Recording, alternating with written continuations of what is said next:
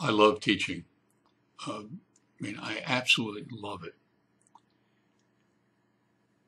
And having said that, I'm also saying to you that I miss something about teaching, and that is the drive that toddlers have to learn.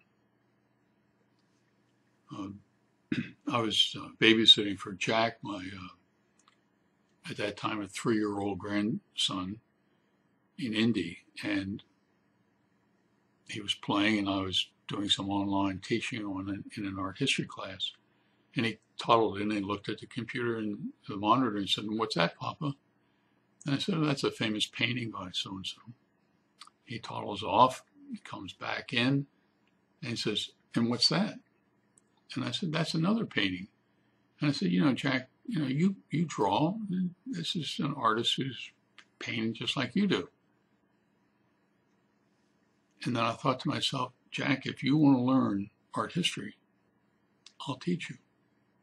Today, Jack is 5 years old, and he knows 5 or 6 dozen different paintings by name and the painter.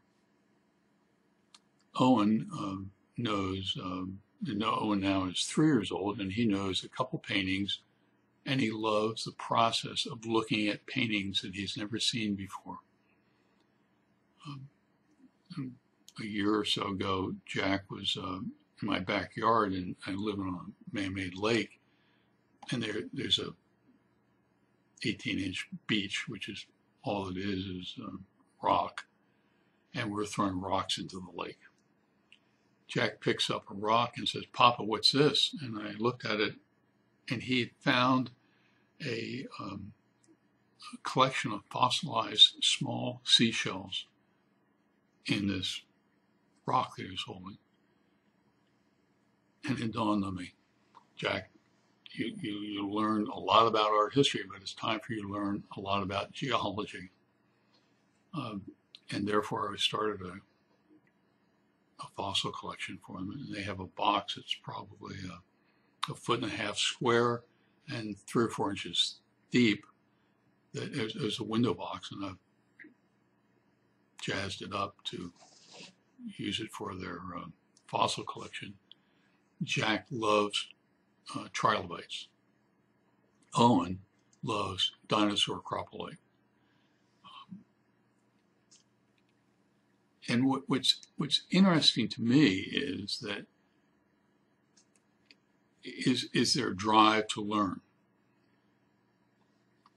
And I know that I made a mistake with my own children and my oldest granddaughter, who's 20, that I should have been aware of their drive to learn. I spent time teaching them, but I didn't pick up on the drive.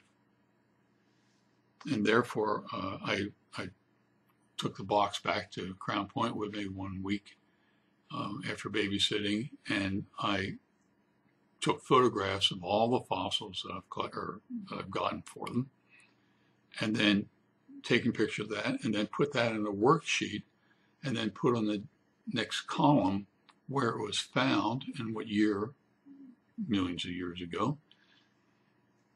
But we need to teach not just the fossil, but what the fossil looks like or evolved into today. And so there's something called an ammonite, which is a seashell that's circular, and that's one of their fossils. And so there's a picture where it was found, and then what it evolved into in the present. So it's back then and in the present. And we call that animal or fish a chambered nautilus. So we have the ammonite, where it was found and when, and then the present day thing it evolved into. When I was in high school, and I've written about this also, that I hated memorization and standing in front of my English teacher for 4 years both semesters in reciting poetry or prose to that English teacher. I hated it. Once I left high school, since then, I have used many of those poems on a daily basis, at least one of those poems or prose. And if you go to my webpage, you'll find dozens and dozens of examples of it. Oliver Wendell Holmes wrote a poem called The Chambered Nautilus. Build thee more stately mansions, O my soul. So Jack and Owen have a fossil. They have a worksheet that shows you where the fossil is found and a present day example of what that fossil evolved into. And where it's applicable, they have poems or poetry connected to those fossils. And so, so it's a cute story about Jack and Owen, but more to the point, it should awaken us, all of us, to helping younger children, especially the very young, to begin that process of learning. Jack, when he was 2 years old, one of the first words he ever learned was why. Why does this happen? Why does this go this way? Why is this? Why is this?